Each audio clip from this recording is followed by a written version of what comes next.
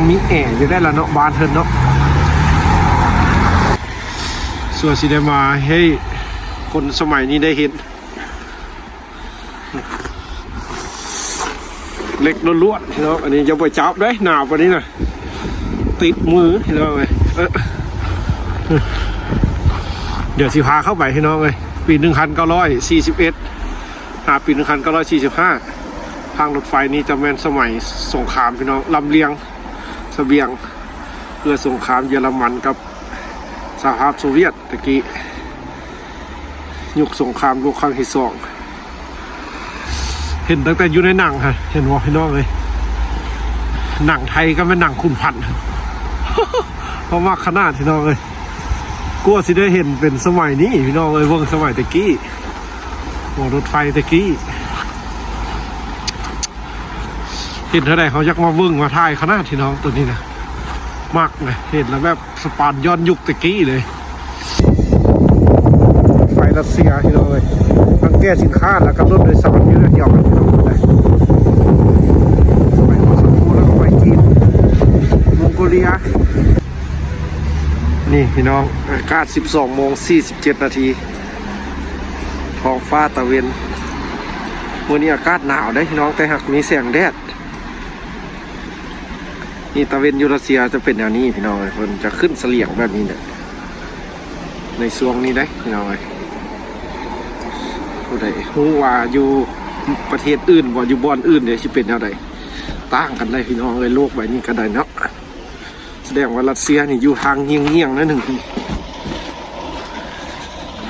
ตอนสวยๆนี่พี่น้อง 12:47 นาทีเขาถ่ายนี่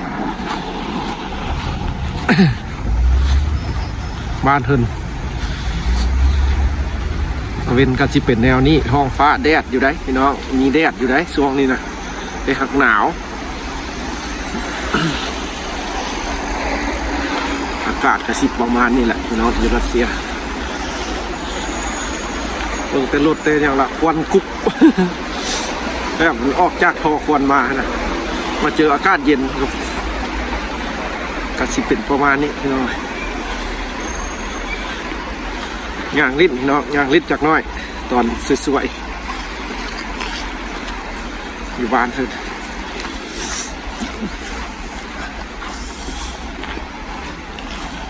เส้นทางนะแต่ก็อุ่นอยู่ได้เนาะคือแดดก็อุ่นอยู่ไหนหน้าตาก็คือว่าอุ่นอยู่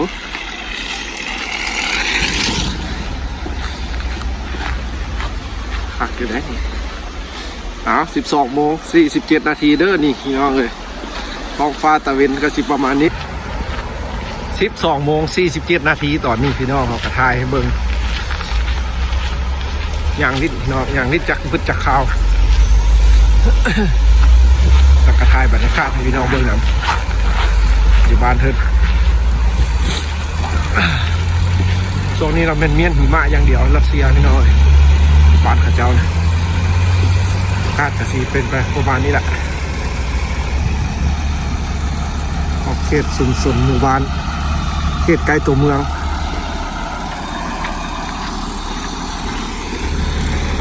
บ้านเพิ่นจะสิเป็นประมาณนี้หน่อยข้าข้ามไฟแดง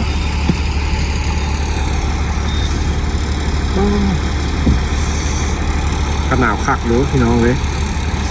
เบิ่งแต่หลังคาบ้านขนาดพี่น้องเบิ่งมาปุ๊บวัดเต็มในช่วงนี้นะพี่น้องเลยถ้าเป็นช่วงอันร้อนก็โอ้อากาศดีขนาดอยู่บ้านเพื่อนพี่น้องเลยอยู่ต่างประเทศเลยเท่ระบบเขาบุเคยเห็นอยู่ใส่เลยจนเขามาเห็นอยู่รัสเซียนี่อากาศดีแห้งขนาดในช่วงนั้นสดชื่นมีดอกไม้ดอกอย่างแล้วก็อากาศลมพัดตลอดกาลหนาวต้องเลยใส่สบมือก่อนเย็นไหนแดดชิกาเย็นเนี่ยพี่น้องไอ้บ้านเพื่อนเอานี่ละสภาพชีวิตอยู่รัสเซียตอนสวยๆวันอาทิตย์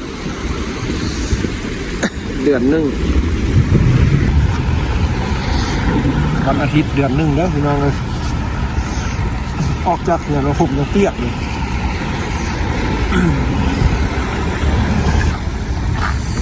ลงมาแบบ ป่านขี้ดินคุณนายพี่น้องความสูงความอย่างแบบคันแม่นรถแล่นไว้เป็นตะยานขนาดได้นี่ข้ามทาง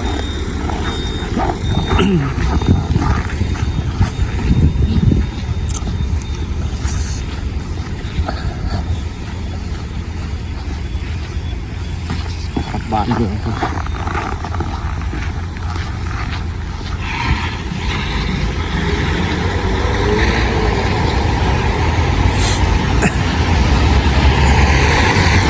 ย่างจะพุดพี่น้องเลยย่างดิ้นย่างก่อนหน่อยหนึ่งแล้วก็มานอนเป็นมื้อพักเฮียนพี่น้องเลยแล้วเขาก็ได้มีเวลาใช่พอเป็นวันอาทิตย์เขามีเวลาหลายอยู่พูดหรอ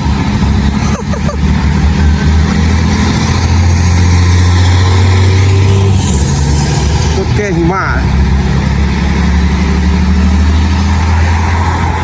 บ่ได้อยู่ในเสาเลยช่วงนี้นะเที่ยวเมียนกับหิมะ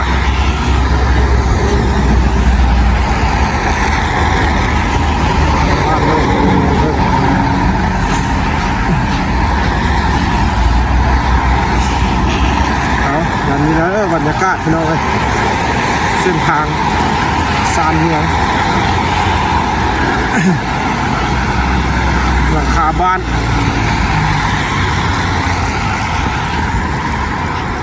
บ้านหัวบ้าน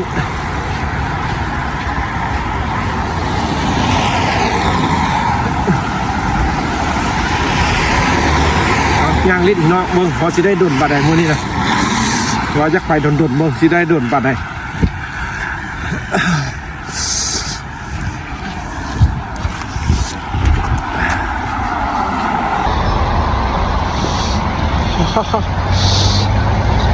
40 นาทีละน้องย่างหน้าตึงละหน้าเข่งตึงเลยดิหน้าแดดป่านนี้ยังหนาวขนาด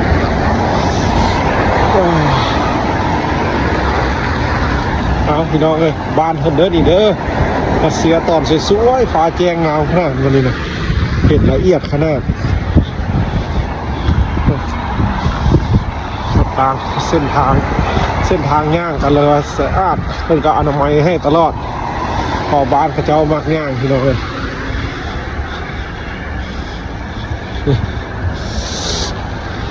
ขอบใจพี่น้องเด้อที่เข้ามาชมมื้อนี้ก็มีเวลาเด้อเป็นวันอาทิตย์เด้อพี่น้องครับสิย่างไปฮอดใส่กันติดตามน้องกันพี่น้องสิหาไทยกันเบิ่งสภาพชีวิตอยู่รัสเซีย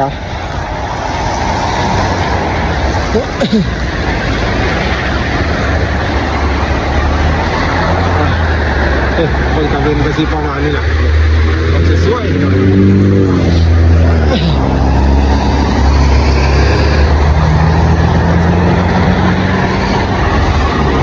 เส้นทางอย่างต่อ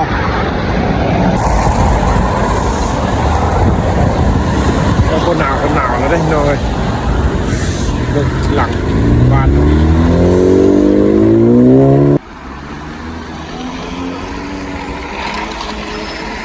ดับไฟอบอุ่น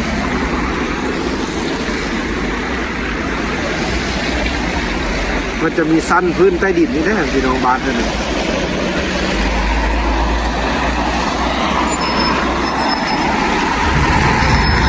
แบบสุดซึ้ง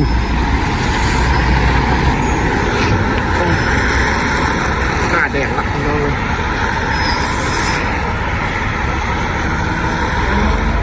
แก้มแดงหน้าดำๆแดงกับบ้าน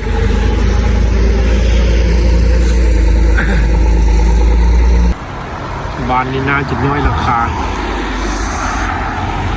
ก็ยังมีแอร์อยู่ได้ละเนาะบ้านเธอเนาะยังมีแอร์อยู่เป็นลักษณะดักไปฮะสัก2 องศาเนาะเข้าบุงเขาสักลบเขา2 องศาเลย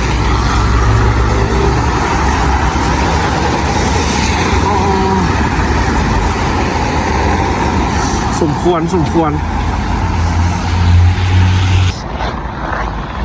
เอาอันเพิ่นเวียนหิมะให้เบิ่งพี่น้องวิธีการเวียนหิมะ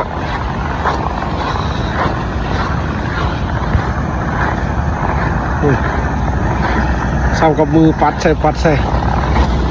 ขักขนาด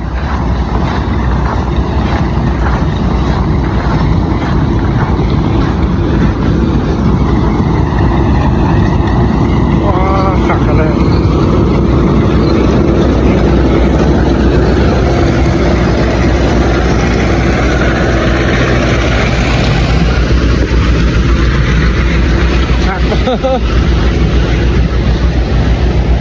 ละเอียดงามคักขนาดโอ้หนาวสมควรพี่น้องเลยแดดซื้อก็ได้นะ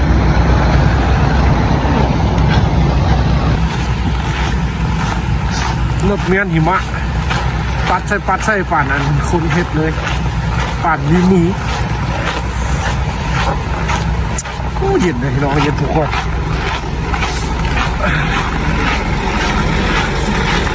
พอสมงละว่าสมงนึงแล้วได้นี่ย่างไปสิทอดละเดี๋ยววันนี้สิพาเบิ้งพี่น้องเลยคักสุดแล้ววันนี้เขามาเนี่ยย่างจะมาทอดที่พี่น้องเลยสถานีรถไฟเลยเดี๋ยวเขาสิท่ายรถไฟให้เบิ้งพี่น้องรถไฟที่ส่งสินค้าของบ้านเพิ่นเด้อว่าในช่วงฤดูหนาวสิเป็นยังไงสิพาเบิ้งพี่น้องยิ่งใหญ่ขนาดตอนนี้เขามาทอดละทอดสถานีรถไฟละอดย่างมาให้มันฮอตพี่น้องเลยเพราะเส้นทางนี้รถอันมีโบเทียวได้กระสิฮอตนี่ข้างหลังเขาเนี่ยกระสิพายเบิ้งพี่น้องเลยโอ้น่าเด็กเลยอดย่างมาจนฮอตพี่น้องเลยเดี๋ยวสิพาเบิ้งกันรถไฟการส่งน้ำมันหรือว่าการส่งสินค้าของบ้านเฮิร์นในฤดูหนาวพี่น้องกระเจี๊ยดจังไง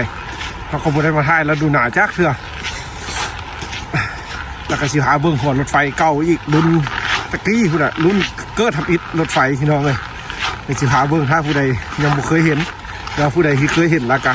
เบื้องอีกมือนี้พี่น้องเลยอาสิเป็นยังไงอยู่รัสเซียเด้อเอามือนี้หน้าสถานีรถไฟเก่าพี่น้องเลยเดี๋ยวสิพาเข้าไปเบิ่งความยิ่งใหญ่เป็นเจ้าเล็กอันหลางรถไฟมาอิดเป็นสัญลักษณ์อยู่นี่เลยในประวัติศาสตร์เก่าตะกี้พี่น้องเอ้ยส่วนสิได้มาให้คนสมัยนี้ได้เห็นเล็กล้วนๆพี่น้องอันนี้ยังไปจับได้หนาวกว่านี้นะ